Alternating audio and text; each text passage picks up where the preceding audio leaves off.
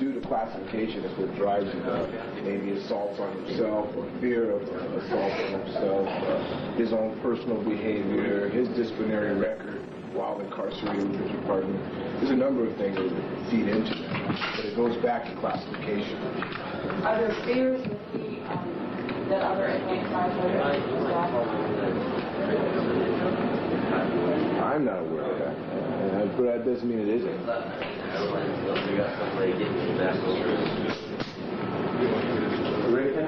Yeah.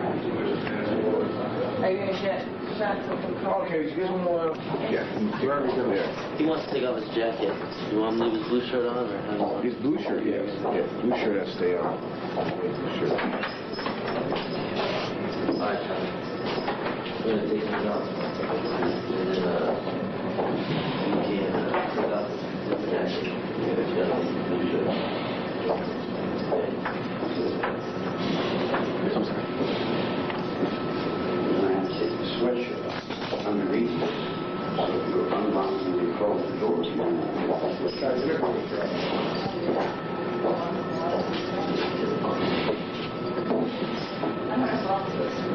Everybody's got to get a little safe so that you might somebody else is important.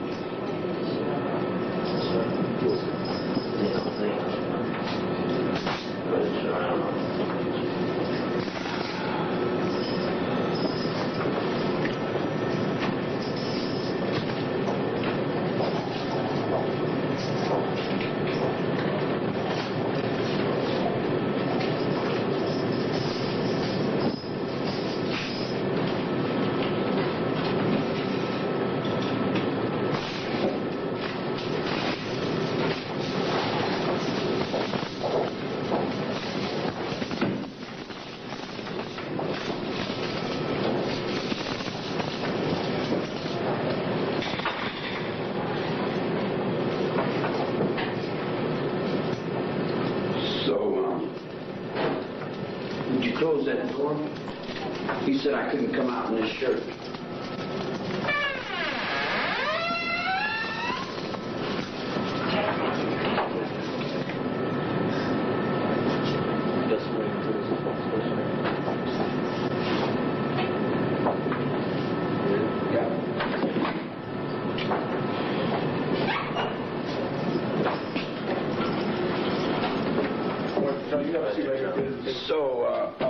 Where's the man that I was dealing with in this interview? Is it you?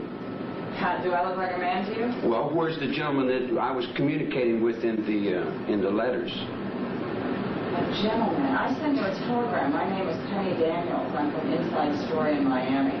You were dealing. This is Miami. They said this was France. Didn't he say this was France? That's what they said over there, but that information must have been wrong, Charlie. Oh, you were under the impression that this was an interview with someone from France? Yes. No, this is Miami. Inside Story. You were dealing with Fran Myers, Justine Schmidt, and then I sent you a telegram. My name is Penny Daniels, and this is Dale West. Why don't you have a seat, Mr. Miller? No, we'll finish. We'll get what we're doing here. What was the letter that you got? Do I get a roll of this film? Do you get a roll of this film, a copy of it? No. No, see... I'm sorry, I don't understand your question.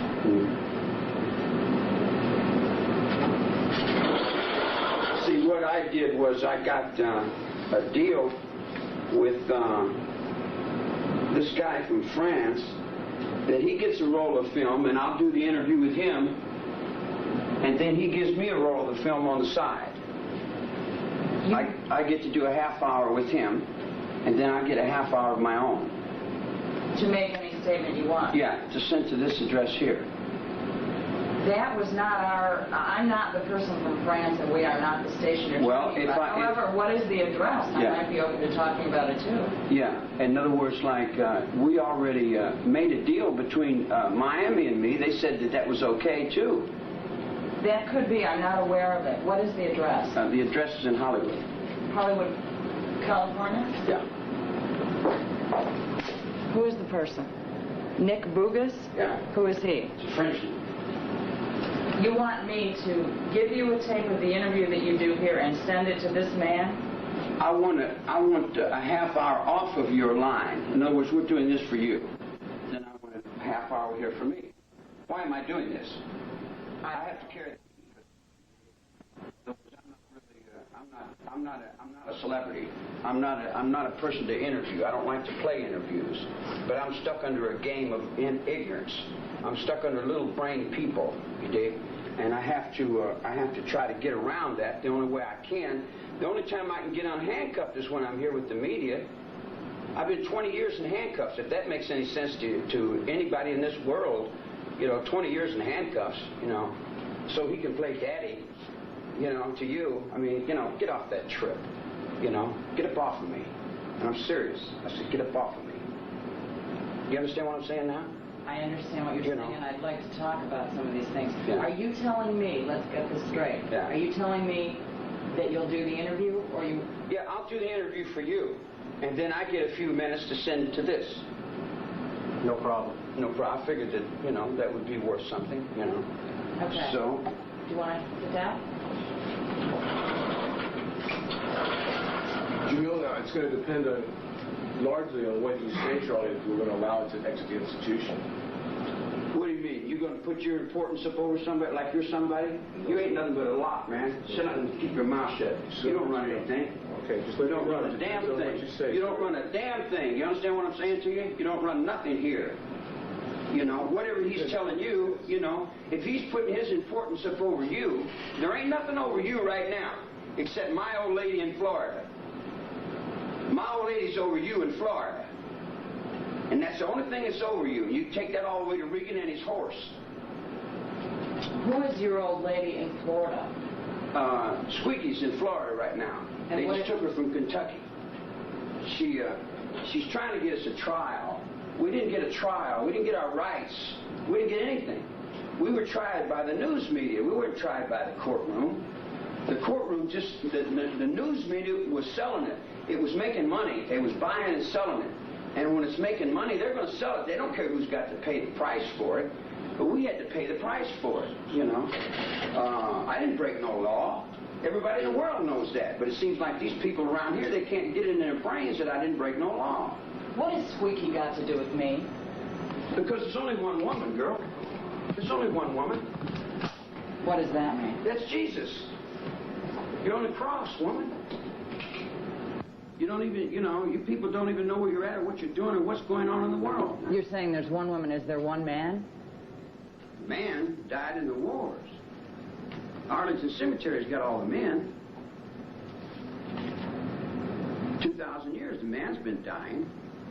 It's all a reflection of Mother. Yeah. Unless you go to Lebanon somewhere. I need to put a mic on you, is that okay? Unless you go to Lebanon or go to Babaskan or go out in the jungle, you might find one, but I don't think you're going to find one not out in this madness. They're all working for you. She knows that, Sure she does. Sure she knows it. She knows there's only one. It's got nothing to do with me personally. When I got out of jail last time, she come up and she said, can I hang around you? I told her, no way. She says, why? I said, every time I let you around me, I end up in jail. Put you back in jail. This was in 67? Yeah, this was in 67. You knew her before then? I knew her in dreams. Her daddy's a rocket scientist. He makes rockets and Boeing aircraft.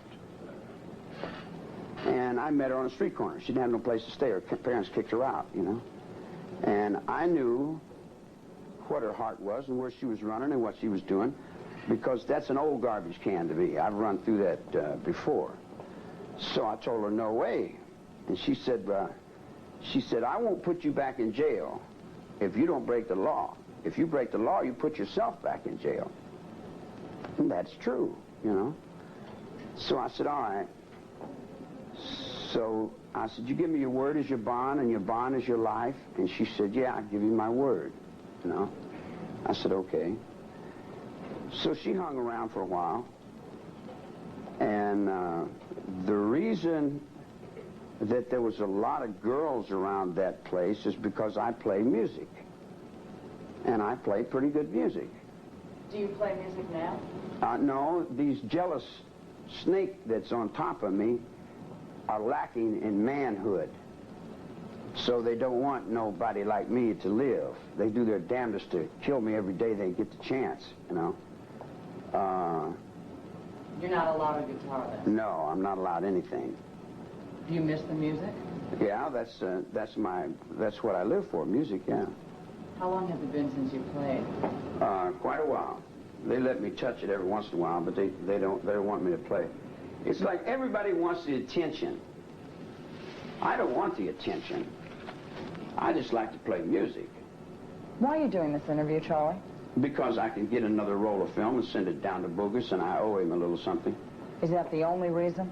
And that my old lady's in Miami, that she's in Florida.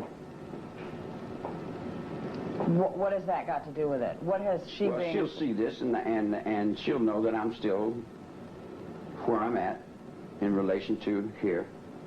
You call Squeaky your old lady. Does that mean you have a romantic relationship with her? No, I don't play all that, you know, she's just a friend, what you would call a friend. She does what she wants, I do what I want. She's just a person. They say that I was a leader in a family of people, which is bull. That's bunk. I had a lot of friends because I play a lot of music. A lot of people like my music. And we were all friends. There was no such thing as follower, leader. There was no leaders or followers. There was just people, intellect, intelligence. There were people, intelligent life forms. And there was a bunch of kids who were working out their problems for that particular time in that particular space. And each had to do what they felt they had to do for the problems that they were working on, which really had nothing basically to do with me. I'm not of the 60s. I'm not a generation of the 60s. The 60s were little kids to me. The Beatles were like punk rock is to you. That's what the Beatles was to me. They, you know, that's not my era. My era was Bing Crosby. I'm 53 years old. I'm not a teeny bopper. But all the kids, they would come to me and say, we got no place to go. And I'd say, well, I got no place to go. You know, so they were throwaway kids, and I was a throwaway kid. Tell me a little bit about your background. Tell me, if you could describe your childhood in a couple of sentences, how would you describe it? I didn't have a childhood. Tell me a little bit more. Tell me more. I went to a reform school in '43, and I've been fighting ever since. Was it as bad as you describe in the book that was co-authored by Newell Emmons? That wasn't my book. That wasn't your book? No. But what about the parts describing your childhood and your experiences in reform school? That was him writing a book. So that had anything to do the with part me. about that school in Indiana, that's not true, how you were treated? Bits and parts of it are true, and bits and parts of it aren't. Give me a hint. He gets little information from other people. And anybody that wants to tell him something, and what he wants to believe, and what he feels will sell to the public, then that's what they'll write. Okay, well, let's not talk specifically about that book then. Tell me how you would describe how bad it was for you in these reform schools. A child don't know what bad is. Well, he says in the book that you were raped, that you were beaten constantly. Come on, man. That's not true. That's what he would like to believe. But So- ain't nobody can do that. So you didn't have a lousy childhood then? Yeah, I had a terrible childhood. But I'm from here. In other words, it didn't get to you? No, I've never sold out. They've never beat me. I haven't been beaten. Tell me about your terrible childhood. The child doesn't know what terrible is. You don't want to talk about it, I tell you. I'm telling you, a child doesn't know what terrible is. Give me What a little is terrible, bit. man? Give me a little description of it. What is terrible? You know, terrible. What does that mean, terrible? I don't know. You used the word, so I'm trying to get you to No, I describe didn't. it to He me. used the word in his book. I didn't. I'm not a sniveler. I don't cry. I don't snivel. I don't look for excuses to get off on other things. You know, I accept my position and I hold it. Let me ask you something. How do you spend your days now, since you're not allowed to play music? How do you spend your time in jail? Setting. Just sitting? Mm-hmm. Do you do anything else? Do you read? No. Do you walk? No. At one point, I read somewhere that you were making dolls. Is that true? I make little dolls, yeah. Tell me about that.